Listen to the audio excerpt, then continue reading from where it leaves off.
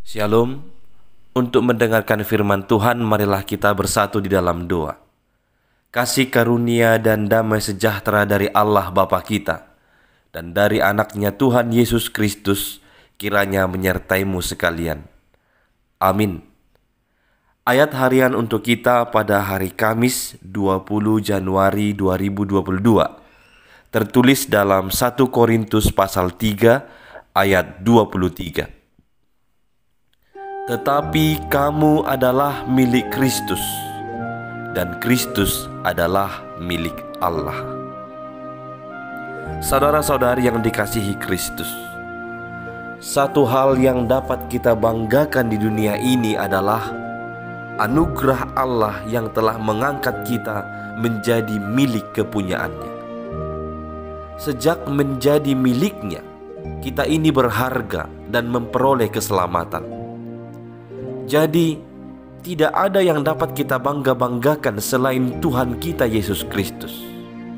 Hikmat dunia itu adalah kesia-siaan belaka bagi Tuhan. Orang-orang tertentu yang kita agung-agungkan itu pun sama dengan milik Kristus. Maka, kesadaran bahwa kita ini adalah milik Kristus dan Kristus milik Allah adalah hal yang sangat penting bagi kita dalam pembangunan persekutuan orang percaya. Karena dengan kesadaran akan hal tersebut, kita akan bertindak hanya sesuai dengan sang pemilik kita, tidak lagi dengan sesuka hati kita, atau menurut penilaian kita, atau menurut hikmat pengetahuan kita, atau bahkan menurut selera orang-orang yang kita banggakan di dunia ini.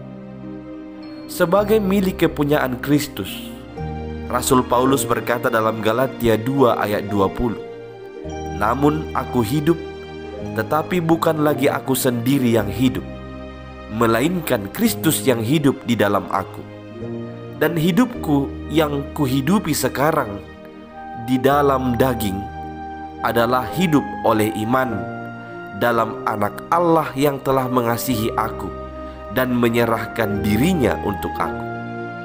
Dengan perkataan lain, sebagai milik Kristus, dia membiarkan Kristus yang mengendalikan hidupnya sepenuhnya.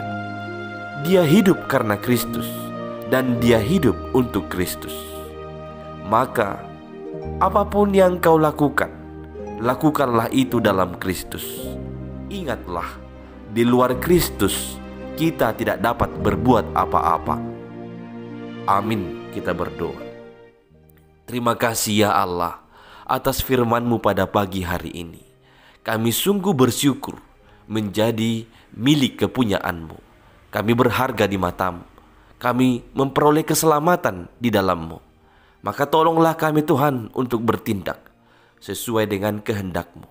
Biarlah Engkau yang berdaulat dan yang mengendalikan kehidupan kami sepenuhnya. Hanya di dalam Kristus Yesus Tuhan kami. Amin.